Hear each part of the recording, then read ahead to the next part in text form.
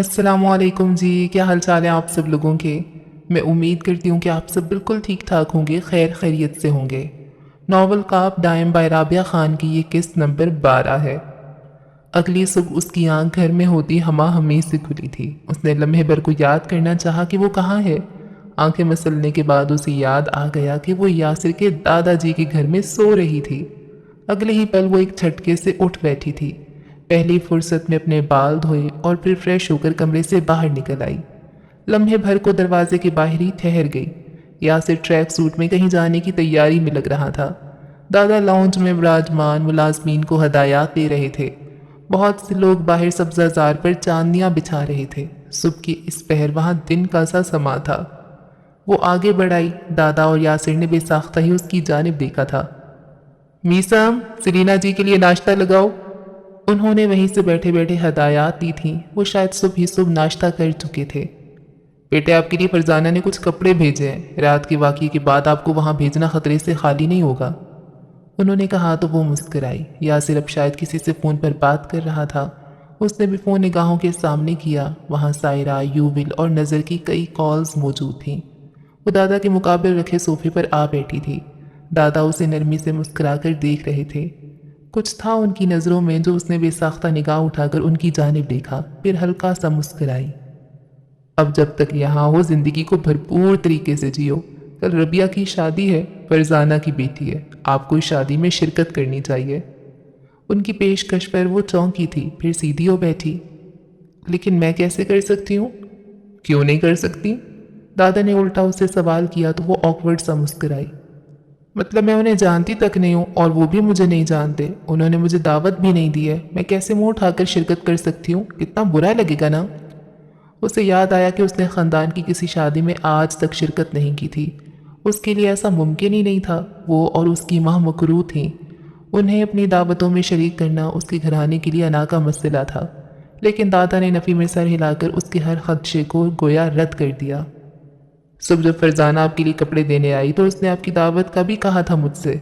उन्हें आप बहुत अच्छी लगी हैं। और उस सुबह जाने ऐसा क्या था कि वो आसमान की जानिब देखकर ढेरों शुक्र अदा करना चाहती थी। अगले ही पल यासिर आगे बढ़ाया, उस पर एक निगाह डाली। उसके चेहरे पर फैली भरपूर मुस्कुराहट देखी। तुमने छुट्टी ली है रबिया की शादी के लिए। सरदार अब चेहरा तिरछा किए उससे पूछ रहे थे। शादी रबिया की है, मेरी नहीं। दादा ने कमाल खफकी से पलट कर उसे देखा। तुम्हारा बस चले तो तुम अपनी शादी पर भी छुट्टी ना लो। थैंक यू दादा, अच्छा हुआ आपको ये बात पहले से बताए। मैं सोच रहा था भला आपको कायल कैसे करूँगा। सरीना को बेसाख्ता ही उसके जवाब पर हंसी आई थी। सुधर जाओ यासिर, मैं ऑलरेडी बहुत सुधरा हुआ हूँ। मेरा इससे ज़्यादा सुधरना आप बर्दाश्त नहीं कर पाएंगे सरदार आलम। मैं तो तुम्हारा इतना सुधरना भी बर्दाश्त नहीं कर पा रहा हूँ। सरीना की हंसी उभरी तो दादा ने उसकी जानिब देखा, फिर ज़रा राजदारी से आगे को झुके। है ना इंतहाई खड़ूस ये। उसने एक नज़र यासिर को देखा था, फिर मुस्कुराहट दबाकर सर इस बात में हिलाया। बहुत ज़्यादा। गहरे अफसोस से कहा, मुझे तो इसकी शादी की फिक्र है। लड़कियों के साथ जितना अच्छे से ये पेश आता है ना, इसके बाद तो वो इसके साथ शादी करने पर ज़रूर ही राज़ी हो जाएंगे। और अब कि उसका बुलंद सा कहका उभरा था। सरदार का अंदाज ऐसा था कि वल्लाह। सोफे के पीछे खड़े यासिर ने गहरा सांस लेकर उन्हें देखा था। ऐसी भी क्या जल्दी है आपको मेरी शादी की। उसने पूछ ही लिया। सरदार पीछे हो बैठे थे, फिर मज़े से कहने लगे, कम अज़ कम एक लड़की घर में आ जाएगी तो रौनक लगी रहेगी। तुम्हारे जैसे सड़ते पोते के साथ आखिर कब तक ज़िंदगी गुजार सकता हूँ मैं। यासिर ने ऐसे गहरा सांस लिया जैसे कह रहा हो, वाह क्या कमाल मुंतक है। आपकी रौनक के लिए मैं शादी कर लूँ। रहने दो, कोई लड़की राज़ी नहीं होगी तुमसे शादी करने पर। इतने शानदार अतवारू अंदाज की बात तो बिल्कुल भी नहीं। और अगर मैंने आपको शादी करके दिखा दी फिर क्या इनाम है मेरे लिए। पहले करके दिखाओ, इनाम मैंने देना है, इसलिए इसकी जिम्मेदारी मेरे सर है। दादा ऐसा नहीं है, हमारी एजेंसी में खासा मशहूर है ये। बहुत सी एक्ट्रेसेस इसे अपना बॉडी गार्ड रखना चाहती थी, वो तो इसने ही मना कर दिया। सेलिना ने दरमियान में कहा था। सरदार को लम्हे भर के लिए उस पर यकीन नहीं आया, फिर वो सीधे हो बैठे। तजस्सुस से भरी आंखों से सेलिना को देखा। वाकई इसके लिए गौर से देखो इसकी शक्ल। सेलिना ने उसकी शक्ल गौर से देख ली थी। उसे उसकी शक्ल देखकर बेतरह हंसी आई थी। उसी पल दादा को बाहर से कोई बुलाने आया तो वो उठ खड़े हुए। बेटे आप नाश्ता करो, मैं ज़रा बाहर लोगों के चंद मसाइल सुन लूँ। فارغ ہوकर آپ بھی مجھے جوائن کر سکتی ہو۔ وہ مسکرا کر باہر کی جانب بڑھے تو یاسر نے ان کے کھلے سے موڈ کو حیرت سے دیکھا تھا، لیکن اگلے ہی پل چونکا۔ سلینا اس کے برابر کھڑی تھی۔ کیا میں واقعی شادی میں شرکت کر سکتی ہوں؟ یاسر نے سر اس بات میں ہلایا۔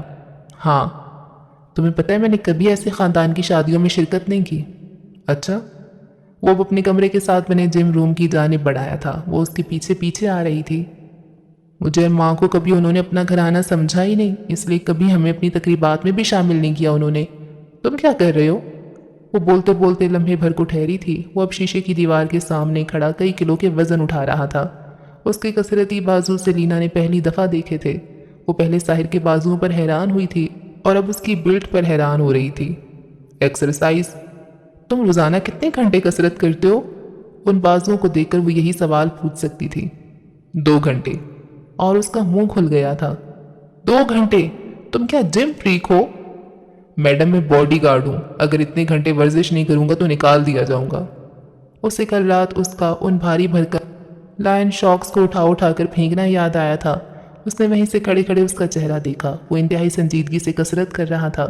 کن پٹی اور پیشانی پر پسینے کی کئی بوندیں ڈھلک رہی تھیں۔ پھر یکدم ہی اس کا فون بجنے لگا تو وہ باہر چلی آئی۔ سائرہ تھی دوسری جانب۔ کہاں ہو سلین؟ یاسر کے دادا کے گھر۔ اس کے جواب پر وہ دوسری جانب چپ سی ہو گئی تھی۔ یقیناً معاملات اتنے گھمبیر ہو گئے ہوں گے کہ اس کے گارڈ کو اسے اپنے دادا کے گھر لے جانا پڑا۔ اچھا بات سنو، کیا تم مجھے شادی کی 2-3 جوڑے لا کر دے سکتی ہو، دوپٹے کے ساتھ؟ لو، تم کس کے ولی میں پڑ جا رہی ہو ایسے حالات میں؟ سائرہ کو دوسری جانب حیرت ہوئی تھی۔ اس نے گہرا سانس لے کر اسے مختصر الفاظ میں حالات سمجھا دیے تھے۔ پھر فون رکھ کر لاؤنج میں چلی آئی۔ وہ گھر ایسا تھا کہ وہاں ذرا بھی اجنبیت کا احساس نہیں ہوتا تھا، یوں جیسے وہ ہمیشہ وہاں کر رہتی رہی ہو۔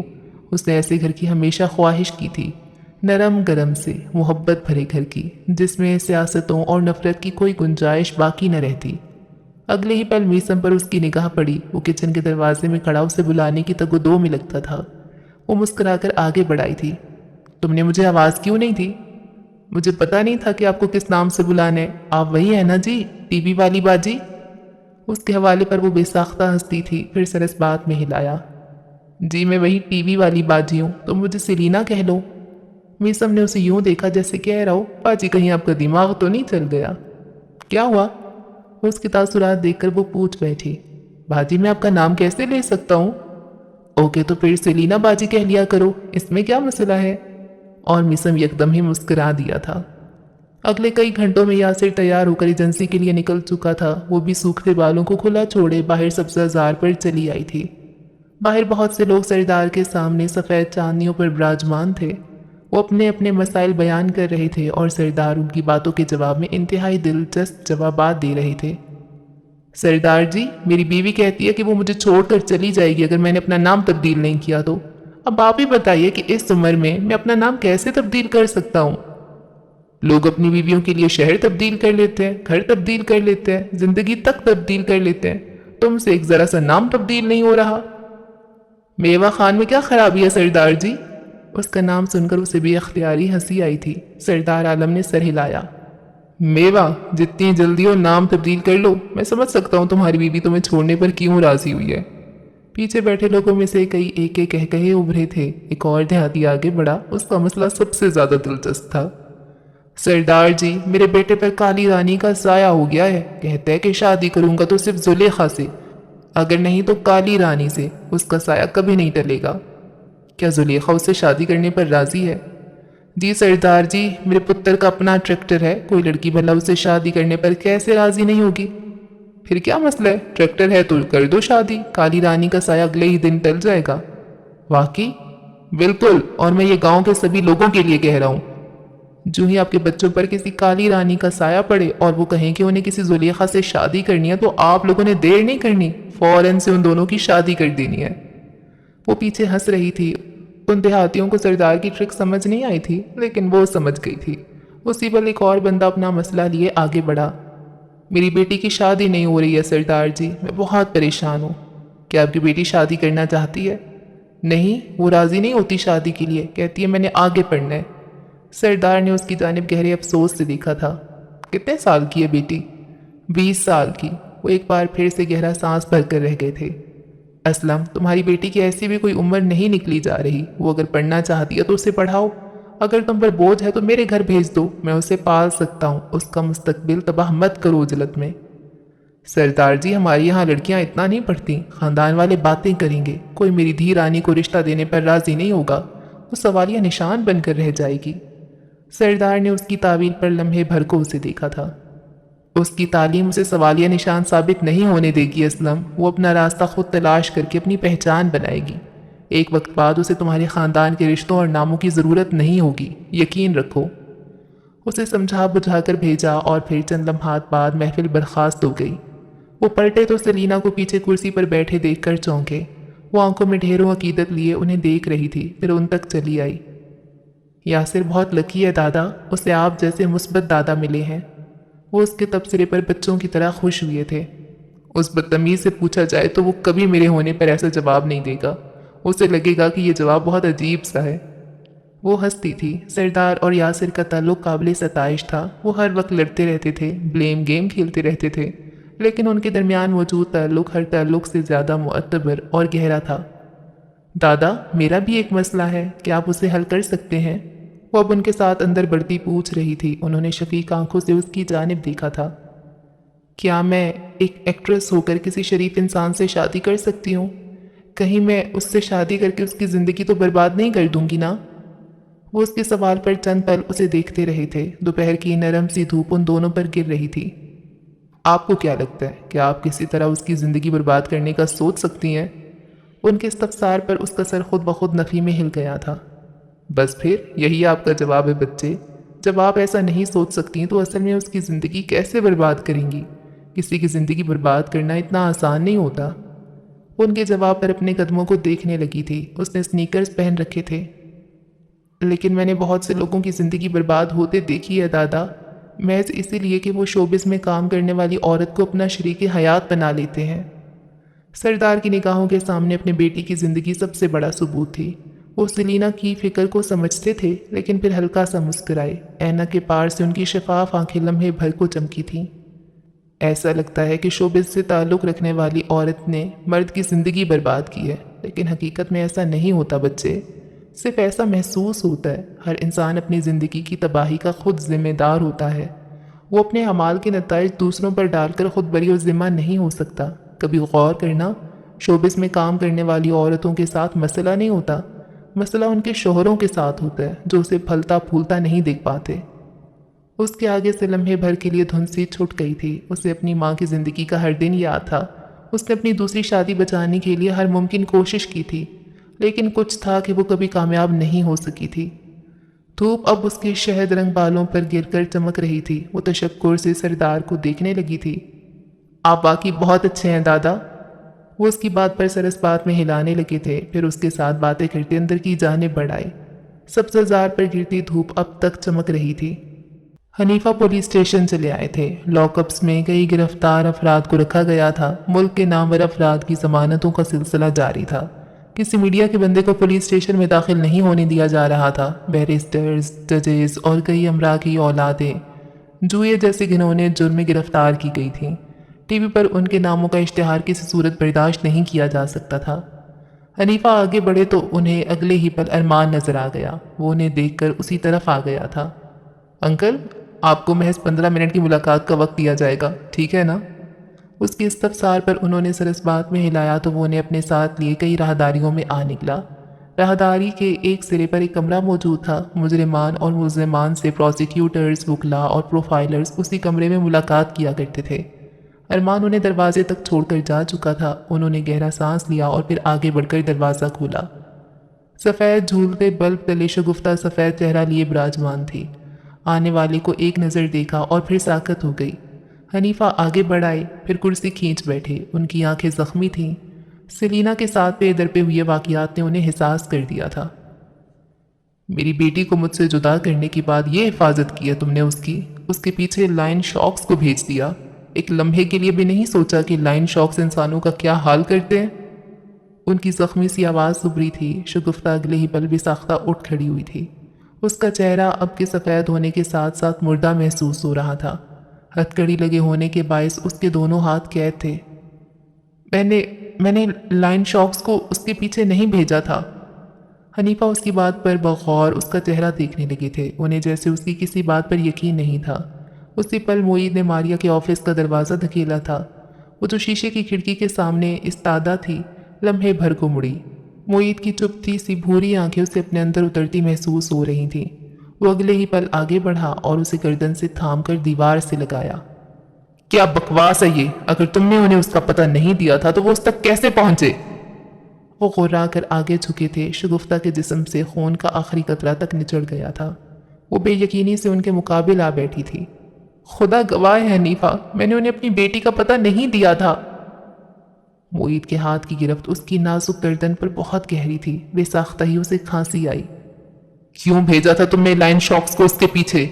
उन्हें मारने का हुक्म क्यों दिया था तुमने? वो सर्द सी धीमी आवाज में गुर्राया। मारिया के चेहरे का रंग सफ़ेद पड़ता जा रहा था। फिर वो यकदम हंस दी। दोनों हाथों से मोईद की सफ़ेद उंगलियां अपने हलक से हटाने की कोशिश भी की, लेकिन उसकी गिरफ्त बहुत सख्त थी। उसकी मौत मेरे हाथों लिखी है मोईद, तुम मेरा कुछ नहीं कर सकते। अगले ही पल मोईद ने उसकी गर्दन छोड़ी तो वो खांसती हुई आगे झुकी, फिर हंसकर सीधी हुई। नरम मिजाज रखने वाले शफीक माहिर नफ्सियात, माई फुट। वो एकदम आगे बढ़ी थी, फिर उसके मुकाबिल आई, उसकी आंखों में झांकी। अगर इस माहिर नफ्सियात की तबाह जहनी हालत लोगों के सामने आ गई तो जानते हो वो क्या करेंगे? उस पार्ट चेहरा लिए उसे देख रहा था। तुम्हारे साइकोपैथ होने से मुझे कोई फर्क नहीं पड़ता, लेकिन सोचो तुम्हारे मरीजों को कितना फर्क पड़ेगा। पिल्ली जैसी शैतानी आंखें थी उसकी। मोईद की सफ़ेद पेशानी पर कई लकीरें उभरने लगी थीं। सेलिना का पीछा छोड़ दो। साबित होता है कि सिर्फ मैं ही उसके पीछे नहीं, तुम्हारे और मेरे जैसे कई लोग उसके पीछे हैं। वो दुनिया दूर नहीं जब उसकी भी लाश बाकी एक्ट्रेसेस की तरह पंखे से झूलती हुई मिलेगी। मैं महज उस दिन के इंतजार में अब तक जिंदा हूं। मेरा दिमाग खराब मत करो और सेलिना का पीछा छोड़ दो। अगली दफा सिर्फ तुम्हारी गर्दन पकड़ने पर राजी नहीं होऊंगा मैं। सेलिना से पहले तुम पंखे से झूलती हुई मिलोगी, याद रखना। उसकी आंखें हर जज्बे से खाली थीं। खौफनाक आंखें, साइकोपैथ की आंखें। वो बाहर की जानिब बढ़ा तो मारिया ने सर झटका। उससे कोई फर्क नहीं पड़ा था।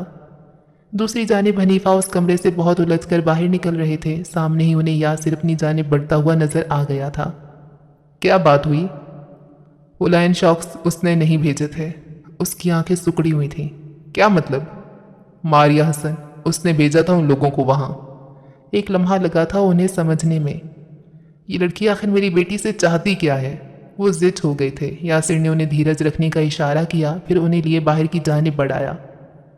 सेलिना कैसी है? उसने सर इस बात में हिलाया। महफूज है। जाने ये कैसी बेबसी है कि मैं अपनी बेटी से बात तक नहीं कर सकता, एक दफ़ा मिल तक नहीं सकता मैं उससे। यासिर, मैं उसका चेहरा देखने के लिए तरस गया हूँ। उनकी आंखों में तैरती नमी देखकर उसने नज़रों का रुख बदल लिया था। अगले कई दिनों तक केस को आगे नहीं बढ़ाया जा सकता। फिलहाल गिरफ्तारियों की वजह से ट्रैफिक खासा बढ़ गया है। हमें एक हफ्ता इंतज़ार करना है। हो सकता है इससे भी ज़्यादा वक्त लग जाए। उन्होंने समझकर सर हिलाया था। सेलिना की फिक्र उन्हें हर आन खाई जा रही थी। यासिर ने उनका सोता हुआ चेहरा देखा। चीफ, उसके पुकारने पर वो उसकी जानिब देखने लगे थे। सब ठीक हो जाएगा, मैं सब ठीक कर दूंगा। और यहाँ वो लम्हे भर को ढीले पड़ गए थे। मुझे यकीन है तुम ऐसा ही करोगे।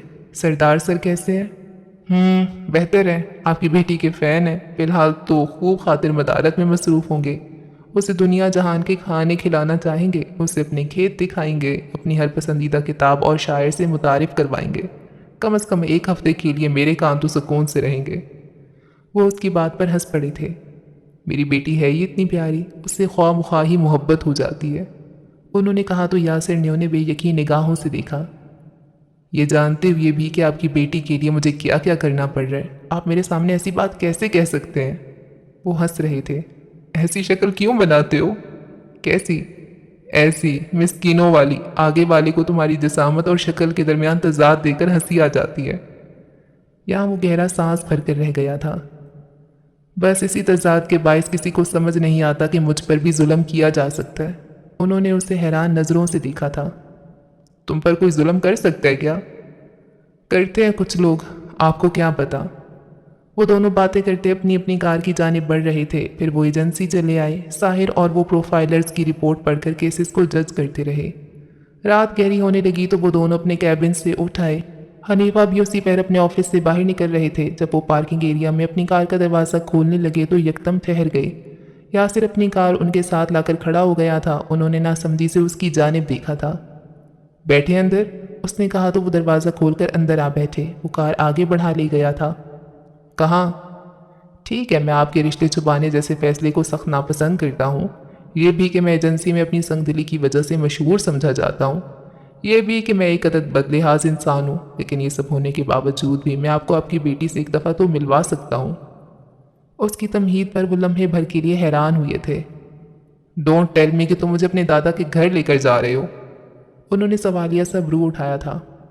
واو، یہ تو آپ کو پہلے سے پتا تھا۔ اچھا ہوا میری توانائی بچ گئی۔ یاسر، کیا کر رہے ہو یہ تم؟ اپنے بابا کے دوست کی تھوڑی سی مدد کر رہا ہوں۔ کیوں؟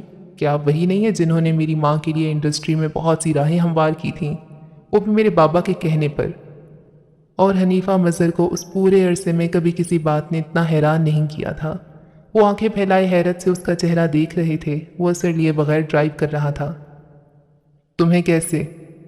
میں جانتا ہوں چیف، میں سب جانتا ہوں۔ بابا ماما کو پسند نہیں کرتے تھے، لیکن وہ ان کے بارے میں فکر مند ہونا نہیں چھوڑ سکے تھے۔ اتنے احسانات کے بعد اتنا تو میں آپ کے لیے کر ہی سکتا ہوں، گو کہ میں آپ کے بہت سے فیصلوں کو بالکل بھی پسند نہیں کرتا۔ اور یہاں وہ بے بسی سے ہنس دیے تھے۔ یاسر کا طریقہ انہیں کبھی سمجھ نہیں آیا تھا۔ وہ ظلم کرتا تھا یا ظلم سے بچاتا تھا، وہ اس کے انداز کو کبھی سمجھ نہیں پاتے تھے۔ ڈرائیو کے بعد وہ سردار کے سفید محل تک پہنچ گئے۔ ابھی وہ داخلی دروازے سے اندر داخل ہی ہوئے تھے کہ لاؤنج سے خوش گپیوں کی آوازوں پر ٹھہر گئے۔ ایک صوفے پر سائرہ براجمان تھی، اس کے مقابل صوفے پر سردار کے ساتھ ارمان بیٹھا تھا۔ وہ اس کے ساتھ کیسز کے متعلق بات کرنے آیا تھا۔ اس نے نظریں گھما کر سیلینا کو تلاش کرنا چاہا، لیکن وہ کہیں نظر نہیں آئی۔ وہ دونوں آگے بڑھ آئے تھے۔ یکدم ہی گھر میں خوشی کی لہر سی دوڑ اٹھی۔ میسم بھاگ بھاگ کر سب کے لیے لوازمات لا رہا تھا۔ بہت دنوں بعد دادا کا لاؤنج بھرا بھرا سا لگ رہا تھا۔ وہ اپنے کمرے کی جانب بڑھ گیا تھا۔ انکل، سیلینا نظر نہیں آ رہی؟ سائرہ نے پوچھا تو دادا مسکرائے۔ آج وہ بہت خوش تھے۔ برابر میں گئی ہوئی ہے، ہمارے پڑوس میں لڑکی کی شادی ہے، وہاں پر سب لڑکیوں نے ڈھولکی رکھی ہے، اسے بھی بلا لیا۔ سائرہ مسکرائی تھی اور ارمان اسے دیکھ کر مسکرایا تھا۔ دادا اب حنیفہ سے محو گفتگو تھے۔ اسی پل داخلی دروازے سے کوئی کھلکھلا کر ہنستا ہوا داخل ہوا۔ ان سب نے گردنیں پھیر کر اس جانب دیکھا تھا۔ وہ سیلینا تھی۔ فرزانہ کے دیے گئے کپڑوں میں سے ایک نیا گلابی رنگ کا لباس زیب تن کیے، بالوں کو کمر پر کھلا چھوڑے، کانوں میں جھمکے پہنے اور دونوں ہتھیلیوں پر مہندی لگائے، وہ بہت پیاری لگ رہی تھی۔ یاسر اسی وقت کمرے سے باہر نکلا تھا، اسے اپنی جانب آتے دیکھ کر ٹھہر گیا۔ وہ مسکراتی ہوئی اسی کی جانب آ رہی تھی۔ اس نے لاؤنج میں براجمان کسی کو نہیں دیکھا تھا۔ یاسر، دیکھو میری مہندی کتنی پیاری لگ رہی ہے، اچھی لگ رہی ہے نا؟ اس نے دونوں ہتھیلیاں اس کے سامنے کر کے دکھائیں۔ لاؤنج میں بیٹھا ہر فرد ان دونوں کی جانب دیکھ رہا تھا۔ یاسر کے رخسار بے ساختہ ہی گلابی ہوئے تھے۔ دیکھو کتنی پیاری لگ رہی ہے، مجھے نہیں پتا تھا میرے ہاتھوں پر بھی مہندی پیاری لگ سکتی ہے۔ اچھا، تمہیں پتہ ہے لڑکی نے مجھ سے پوچھا کہ آپ کی مہندی میں کس کا نام چھپاؤں؟ میں نے تمہارا نام دے دیا۔ آپ بتاؤ ڈھونڈ کر کے تمہارا نام کہاں ہے؟ اس نے دونوں ہتھیلیاں اس کے سامنے بچھائیں، لیکن یاسر کا چہرہ دیکھ کر چونکی۔ کسی انہونی کا احساس تھا یا کیا؟ اس نے لمحے بھر کو چہرہ پھیر کر دیکھا۔ لاؤنج پر نگاہ پڑتے ہی اسے لگا کسی نے اس کے اوپر سے ٹرین گزار دی ہے۔ سائرہ بمشکل اپنی ہنسی قابو کر رہی تھی۔ دادا اور حنیفہ آنکھیں کھولے ان کی جانب دیکھ رہے تھے۔ ارمان دل کھول کر ہنس رہا تھا اور یاسر، وہ ساکت ہو گیا تھا۔ اس نے ایک نگاہ سیلینا کے چہرے پر ڈالی، وہ گہرا سرخ ہو رہا تھا۔ اس حالت میں بھی اسے بے ساختہ ہی ہنسی آئی تھی۔ لاؤ نام ڈھونڈوں اپنا، اس نے کہا تو لاؤنج سے بے ساختہ کہہ کہے ابھرے۔ سیلینا نے ایک بے یقین نگاہ ڈالی تھی اس پر، اور اس سے پہلے کہ کوئی کچھ سمجھ پاتا وہ اس کے ساتھ سے نکل کر اوپر بھاگ گئی تھی۔ وہ چہرہ پھیرے اسے دیکھ رہا تھا۔ پیچھے کہیں اس نے سوچ لیا تھا کہ مہندی واقعی اس کے ہاتھوں پر بہت حسین لگ رہی تھی، اور اس خیال کے آتے ہی وہ بے ساختہ چونکا تھا۔ وہ چھت پر بھاگ کر چلی آئی تھی۔ اسے اپنے بھاگنے پر خود بھی حیرت ہو رہی تھی۔ وہ شرماتی نہیں تھی، نہ یوں شرما کر کبھی بھاگی تھی۔ یاسر نے اس کے پیچھے چھت کا دروازہ کھولا۔ وہ دیوار کے ساتھ لگی کھڑی تھی۔ چھت پر کئی سنہرے کمکمے روشن تھے۔ چھوٹی دیوار کے ساتھ کئی پودے رکھے ہوئے تھے۔ سامنے فرزانہ کا سجا ہوا گھر نظر آ رہا تھا۔ ربیہ کی شادی کل تھی۔ آج ان کے گھر میں خوب گہما گہمی تھی۔ سرسوں کے خوبصورت کھیتوں پر سنہری کمکموں سے سجا ان کا گھر بہت اچھا لگ رہا تھا۔ उसने कदमों की चाप महसूस करके भी चेहरा उस जानिब नहीं फेरा था। यासिर उससे ज़रा फासले पर आ खड़ा हुआ था, दीवार से अपनी पुश्त टिकाए, सामने सजे घर को देखता हुआ। नाम तो ढूंढने ही नहीं दिया तुमने। जख्मों पर नमक छिड़कने में अगर किसी को महारत हासिल थी तो वो था यासिर आलम। सीधे लहजे में बगैर किसी शर्मिंदगी के कहा तो सेलिना ने उसकी जानिब देखा। बता नहीं सकते थे कि सब लाउंज में बैठे हैं? तुमने बताने का मौका ही नहीं दिया। तुम्हें तो अपनी मेहंदी दिखाने की इतनी जल्दी थी। सब क्या सोचते होंगे मेरे बारे में? उफ, दादा भी थे, चीफ अंकल भी। कितनी बुरी बात है। उसने लम्हे भर को चेहरा उसकी जानिब फेर कर देखा था। उसकी हथेलियों पर मेहंदी अब तक गीली थी। क्या सोचेंगे ज़्यादा से ज़्यादा? हाथ बांधकर सुकून से पूछा था। सेलिना ने उसकी जानिब तेज नज़रों से देखा। सोचते होंगे कितनी बेशर्म लड़की है, किसी लड़के का नाम अपनी मेहंदी में छुपाकर सबके सामने उसे ढूंढने के लिए भी कह रही है। ये तो पहली दफ़ा अपने हाथ पर मेरा नाम लिखवाने से पहले सोचना चाहिए था ना। ऐसे क्या सोचकर तुमने मेरा नाम उस लड़की को बताया था? वो वाक़ियतन जानना चाहता था। सेलिना ने उसकी जानिब चेहरा फिरा। मैंने सोचा ही नहीं, बस तुम्हारा नाम जहन में आया तो मैंने कह दिया। ऐसे ही काम किया करो अक्लमंदी के, और करने से पहले सोचा तो बिल्कुल भी मत करो, कहीं वो काम ठीक ना हो जाए। तालियां बजाने की कमी रह गई थी बस। उसने मुंह बनाकर गहरा सांस लिया, फिर उसकी जानिब घूमी। अब मैं नीचे कैसे जाऊंगी? जैसी ऊपर आई थी वैसे ही नीचे भी जाऊंगी। उसका दिल किया अपनी मेहंदी वाले हाथ उसके ऊपर मल दे। बदतमीज, जरा जो उसके जख्मों पर मरहम रखना जानता हो। मैं ऐसे नहीं जा सकती, मुझे बहुत अजीब लग रहा है। और तुम क्या कह रहे थे? लाओ नाम ढूंढूं? दांत पीस कर पूछा था। यासिर के अबरू हैरत से ऊपर कोट गए थे। तुमने ही तो कहा था कि अपना नाम ढूंढो, मैं तो बस हुक्म की पैरवी कर रहा था। बिल्कुल, जैसे तुम तो मेरे हर हुक्म की पैरवी करते रहते हो ना। एक बात भी तरीके से मान लो तो गनीमत होती है। उसने बिगड़े चेहरे के साथ उसे देखा था। उसके लिए क्या क्या ख्वारी करता रहा था वो, और एक ये अक्लमंद एक्ट्रेस थी कि उसके किसी एहसान को मानने पर राजी नहीं थी। तुम रहो अपनी मेहंदी के साथ यहीं, मैं नीचे जा रहा हूँ। लेकिन वो उसे बेसाख्ता आवाज़ देकर रोक चुकी थी। वो अगले ही पल ठहर गया था, हल्का सा चेहरा फेर कर उसे देखा। देखो, मेरे हाथों पर मेहंदी लगी है और ये दुपट्टा मेरे हाथों पर आगे आगे रहा। प्लीज़ इसे मेरे कंधे पर पीछे ठीक से डाल दो। वो गहरा सांस भर कर रह गया था, फिर उसकी जानिब अपना सिरापा फेरा। नहीं, मैं तो कोई पैरवी नहीं करता ना। वो बेसाख्ता ही 2 कदम चलकर करीब आई थी। उसे मदद तलब नज़रों से देखा। कुछ था उसकी शहद रंग आंखों में कि वो लम्हे भर को ठहर सा गया था। मेहंदी लगे हाथों से परेशान करते बालों को बमुश्किल पीछे करती वो लम्हे भर के लिए उसे मिसमराइज कर गई थी। उसे समझ नहीं आया कि उसके खुले बाल ज़्यादा खूबसूरत थे या मेहंदी से सजी उसकी हथेलियाँ, या फिर उन दोनों चीज़ों से उलझती वो खुद। दुपट्टा, उसने कहा तो वो यकदम चौंका। मेकानिकी अंदाज में हाथ आगे बढ़ाकर उसका दुपट्टा हाथों से उठाकर कंधों पर डाला। वो अब उसे ही देख रही थी, फिर मुस्कुराई, वैसे ही जैसे एक इंसान को दूसरे से अपने काम करवाने के लिए मुस्कुराना पड़ता है। अच्छा, क्या तुम मेरे झुमके को बालों से अलग कर सकते हो? प्लीज़, ये बालों में उलझ गया और अब अलग होकर नहीं दे रहा। ये लड़की आखिर क्यों उसका इम्तिहान लेने पर तुली हुई थी? पहले मेहंदी, फिर दुपट्टा और अब झुमका। उसने गहरा सांस लेकर लम्हे भर को अपने मुंतशिर होते हवास मुजतमा किए थे, फिर हाथ आगे बढ़ाया। उसके सफ़ेद झुमके में शहद रंग बाल उलझ गए थे। उन बालों के साथ जाने यासिर के अंदर क्या क्या उलझ गया था। उसने जल्दी से बाल झुमके से अलहदा किए, और उससे पहले कि वो उसे मज़ीद किसी काम का कह देती, वो तेज़ी से जीनों की जानिब बढ़ गया था। वो भी उसके पीछे ही आ रही थी। नीचे लाउंज में अब तक खुशगपियाँ हो रही थीं। यासिर आगे बढ़कर हनीफा के साथ जा बैठा था। वो भी गुलाबी चेहरा लिए आगे बढ़ाई थी। सच शुक्र कि किसी ने मेहंदी वाली बात नहीं दोहराई थी। कुछ पल बाद वो और सायरा उठकर किचन में चली आई थी, मीसम के साथ ट्रॉली में लवाजमात सजाने के लिए। मीसम जो ही ट्रॉली लेकर बाहर की जानिब बढ़ा तो सायरा ने उसे कोहनी से खींचकर पीछे किया। ये मेहंदी का क्या सीन है? और उस मेहंदी में यासिर के नाम का क्या सीन है? उसने गहरा सांस लेकर अपना हाथ उसकी गिरफ्त से आज़ाद करवाया। कोई सीन नहीं है बाबा। मेहंदी वाली लड़की ने मुझसे किसी लड़के का नाम पूछा, मुझे उस वक्त महज यासिर का नाम याद आया तो मैंने बता दिया। सायरा उसे मशकूक नज़रों से तक रही थी, फिर मुस्कुराकर उसे गले लगाया। कितना परेशान हो गई थी मैं तुम्हारे लिए, और तुम यहाँ यासिर के नाम की मेहंदियाँ लगा रही हो। वो उसकी चोट पर हंसती थी, फिर उसके साथ ही बाहर चली आई। लाउंज में एक ही सोफे पर आ बैठी। यासिर एजेंसी में ठीक से काम करता है ना? सरदार के पूछने पर हनीफा ने मुस्कुराहट दबाकर एक नज़र यासिर पर डाली थी। वो लापरवाही से बैठा मोबाइल पर झुका हुआ था। बस थोड़ा कड़वा है, बाकी काम तो बहुत अच्छा करता है। سردار نے سر ہلایا تھا۔ یاسر کے کڑوا ہونے کے قصے آخر کہاں مشہور نہیں تھے؟ اچھا، یاسر کو اتوار کے ساتھ مزید ایک دن کی چھٹی بھی چاہیے۔ اور اب اس لاپرواہی سے موبائل پر جھکی لڑکے نے بے ساختہ چہرہ اٹھا کر سردار کی جانب دیکھا تھا۔ مجھے ایک دن کی مزید چھٹی کیوں چاہیے دادا؟ لاؤنج میں دبی دبی سی ہنسی ابھری تھی۔ سردار نے گویا اسے سنا ہی نہیں تھا، وہ حنیفہ کی جانب دیکھ رہے تھے۔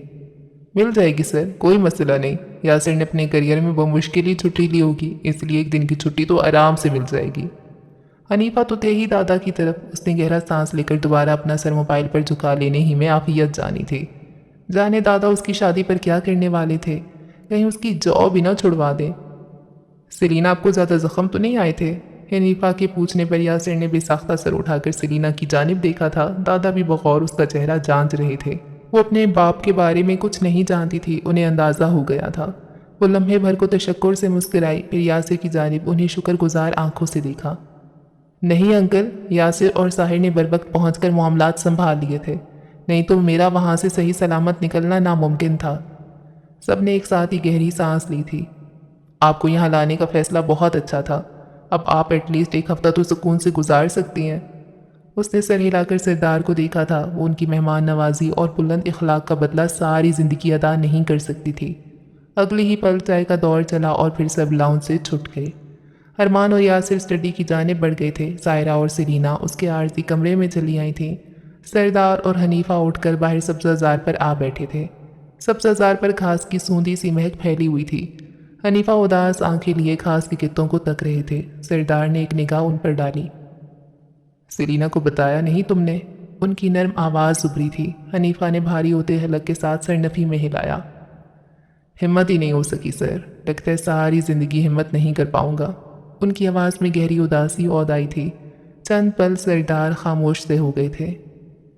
ہمت تو کرنی پڑے گی نا، وہ بچی اپنے باپ کے سائے کے لیے ساری زندگی تڑپتی آئی ہے، تم اب بھی بزدلی کا ہاتھ تھامے رہ کر اسے مزید مایوس کر رہے ہو۔ اسے کیا، ایسے تو تم خود کو بھی مایوس کر رہے ہو۔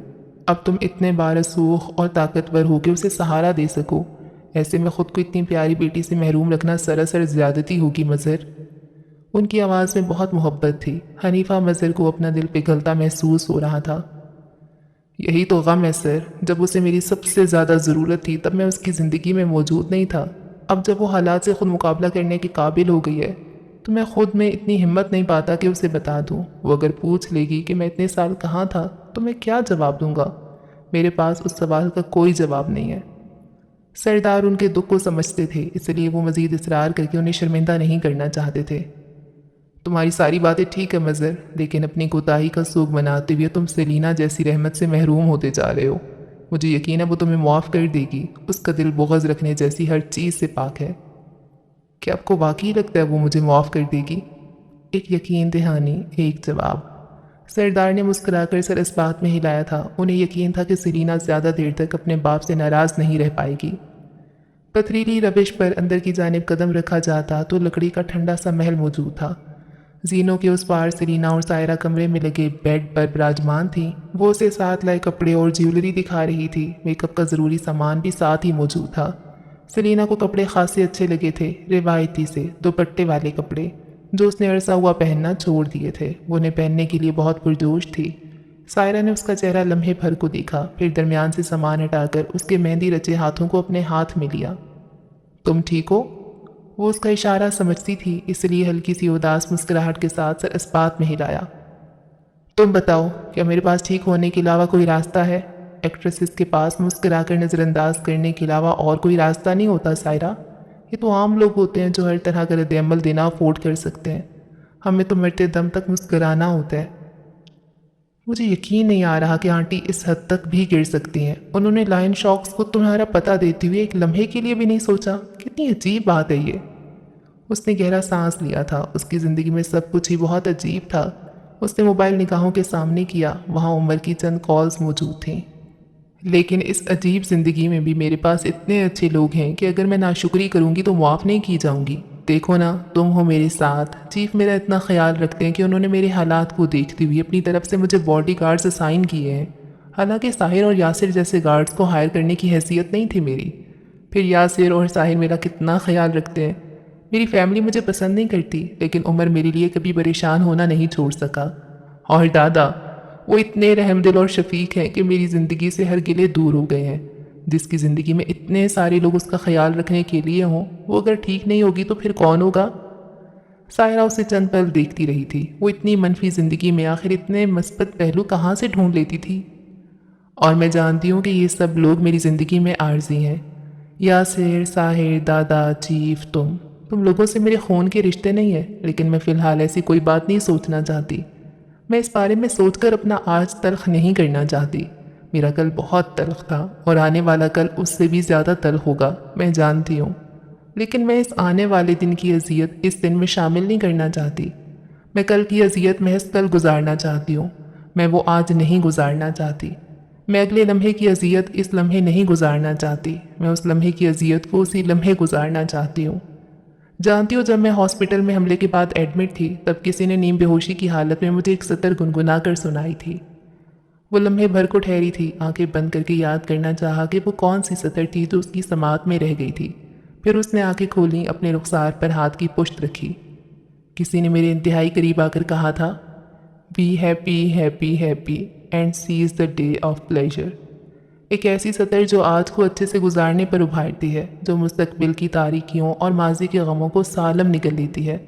ایک ایسی سطر جو انتہائی خوفناک طریقے سے مجھ تک پہنچائی گئی ہے، جو مجھے اپنے ناپاک عزائم سے باور کرنے کے لیے بتائی گئی ہے کہ ہم اپنی خوشی کے لیے تمہاری ہر خوشی کو چل سکتے ہیں۔ لیکن وہ شاید میرے اسپرٹ کو نہیں جانتے۔ مجھے تاریکیوں میں امید کے جگنوں ڈھونڈ لانے کے لیے مشہور سمجھا جاتا ہے۔ میں اس سطر کو اپنی زندگی روشن کرنے کے لیے استعمال کر رہی ہوں۔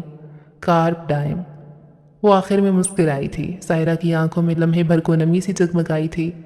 قدرت بھی بعض دفعہ لوگوں کو ان کی بساط سے بڑھ کر آزما لیتی ہے۔ یہ وہ لڑکی تھی جسے لوگ اپنے ساتھ بٹھا کر کھانا کھلانے پر راضی نہیں ہوا کرتے تھے، صرف اس لیے کہ وہ ایٹنگ ڈس آرڈر کا شکار ہو گئی تھی، صرف اسی لیے اس سے لوگوں کی بھوک اور غربت آج تک رلایا کرتی تھی، صرف اسی لیے اس نے ایک تھکا دینے والے پیشے کو اختیار کیا تھا تاکہ وہ بھوک اور غربت کو کبھی بھی خود کے آس پاس بھٹکنے نہ دے سکے۔ بس یہی خواہش تھی اس کی، پھر بھی لوگ اس کی زندگی کو مزید جہنم کیوں بنا رہے تھے؟ کیا لوگوں کو اس کی بے ضرر زندگی نظر نہیں آتی تھی؟ اس کی بھیگتی آنکھیں بغور دیکھ کر وہ چونکی تھی۔ تم رو رہی ہو؟ سائرہ نے ہنس کر اپنی آنکھیں رگڑی تھیں، پھر اسے خفگی سے دیکھا۔ تم جب اتنی سمجھداری کی باتیں کرتی ہو تو یقین نہیں آتا، جب یقین نہیں آتا تو رونا آ جاتا ہے۔ سلینا اور عقل مندی کی باتیں، اوف کتنا عجیب امتزاج ہے۔ اس نے اسے تکیہ دے مارا تھا۔ وہ یاسر بھی یہی کہتا ہے؟ کیا کہتا ہے بھلا؟ سائرہ کوہنی کے بل لیٹتے مزے سے بولی تھی۔ وہ کہتے کہ میں اتنی بے وقوف کیوں ہوں، حالانکہ مجھے لگتا ہے میں اچھی خاصی سمجھدار لڑکی ہوں۔ سائرہ کی ہنسی بے ساختہ تھی۔ تمہارا خود کو عقل مند سمجھنا سب سے بڑی علامت ہے تمہاری بے وقوفی کی۔ مجھے نہیں لگتا کہ میں کوشش کرنے پر اس سے زیادہ سمجھدار ہو سکتی ہوں۔ وہ سنجیدہ تھی۔ اس سے زیادہ تمہارا سمجھدار ہونا ہم برداشت نہیں کر پائیں گے۔ تم میری دوست ہو یا اس کی؟ اس نے تڑک کر پوچھا تھا۔ اس کی دوست ہوتی تو شاید تمہارا دل رکھ لیتی، اب تمہاری دوست ہوں تو برداشت کرو میری صاف گوئی۔ ان کے کمرے کے عین اوپر ہی اسٹڈی موجود تھی۔ یاسر اور ارمان پروفائلرز کی رپورٹ ہاتھ میں لیے ہوئے تھے۔ ایک ہی کیس پر 3-4 رپورٹس آئی تھیں۔ جب تک کیس شروع ہوتا وہ مزید لیڈز ڈھونڈنا چاہتے تھے۔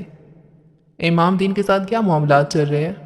یاسر جو اسٹڈی ٹیبل کے ایک جانب کرسی پر بیٹھا تھا، لمحے بھر کو چہرہ اٹھا کر پوچھا۔ ارمان ٹیبل کے کونے پر ٹکا ہوا تھا۔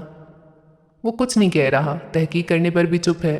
میڈیکل رپورٹ سے یہی پتہ چل رہا ہے کہ وہ اپنے درست حواس میں نہیں ہے، اسے مزید تحقیقات کا حصہ نہیں بنایا جا سکتا۔ اس نے سر ہلایا تھا۔ ماریا نے انتخاب ایسے شخص کا کیا جو وقت آنے پر منہ کھولنا بھی چاہے تو نہیں کھول سکے۔ ارمان کے کہنے پر اس نے سر ہلا کر تائید کی تھی۔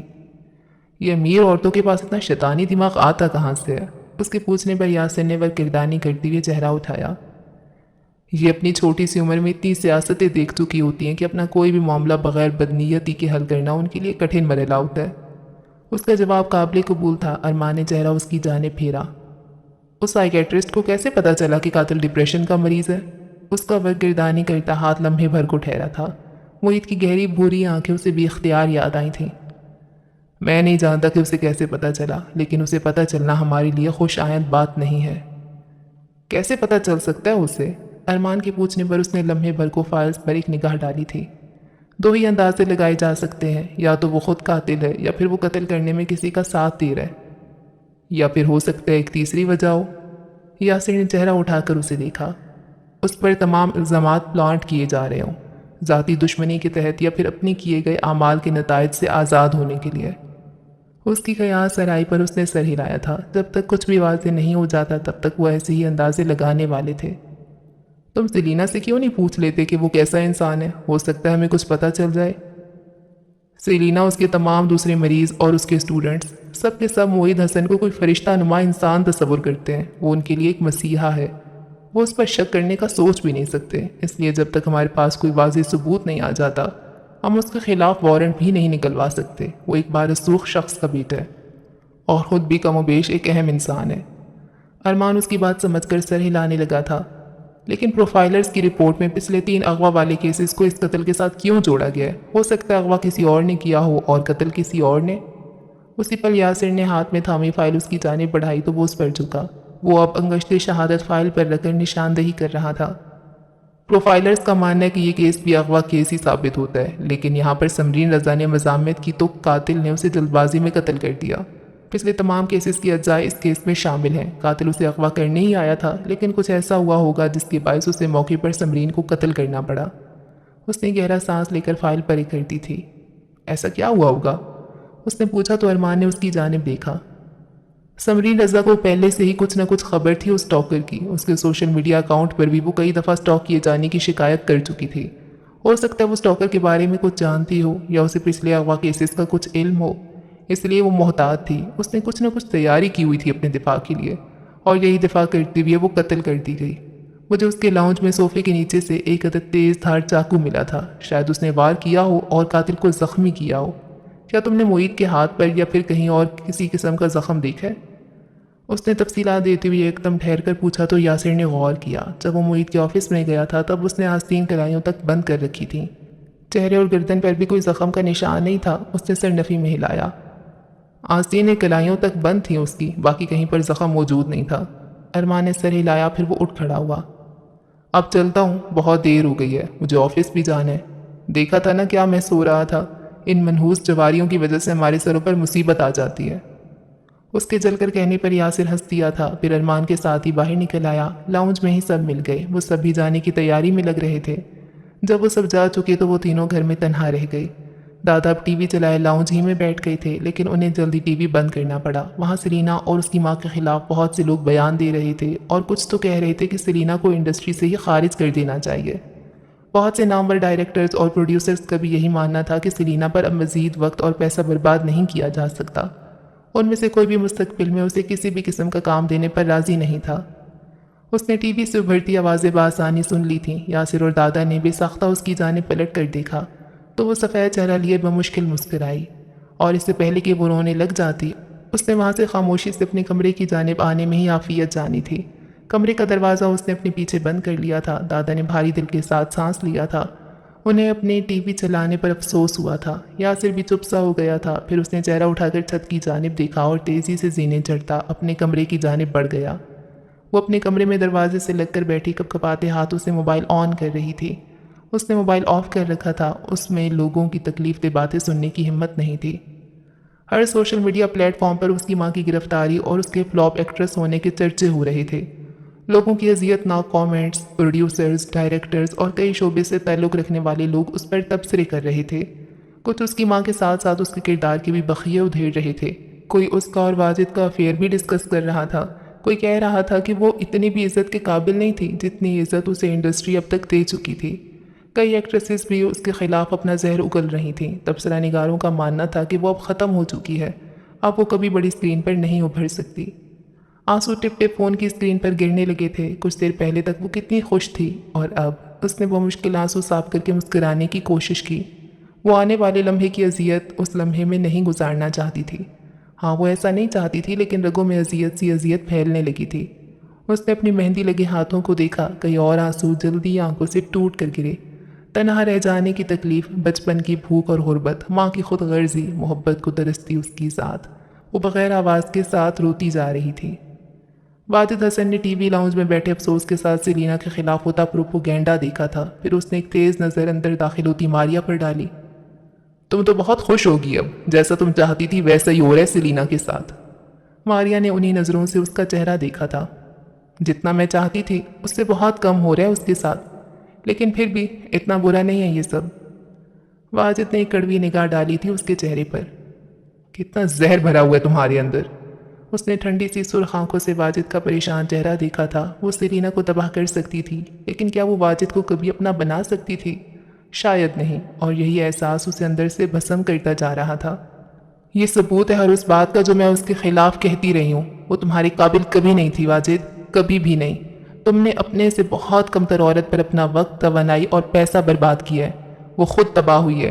یہاں میں نے اسے تباہ کرنے کی ذرا سے بھی کوشش نہیں کی، کیونکہ صرف میں ہی اس سے اتنی نفرت نہیں کرتی، اور بہت سے لوگ اس کی تباہی دیکھنے کو بےتاب ہیں۔ واجد نے نفرت سے چہرہ پھیر لیا تھا۔ وہ اب اس عورت سے مزید ایک بھی بات نہیں کرنا چاہتا تھا۔ وہ متوازن چال چلتی اپنے کمرے کی جانب بڑھ آئی تھی۔ اسے اپنا وجود بہت بھاری لگ رہا تھا۔ کیا کسی سے نفرت کرنا اس حد تک وزنی ہوتا ہے؟ شاید ہاں۔ اس نے واش بیسن پر جھک کر چہرے پر پانی کے چھینٹے مارے۔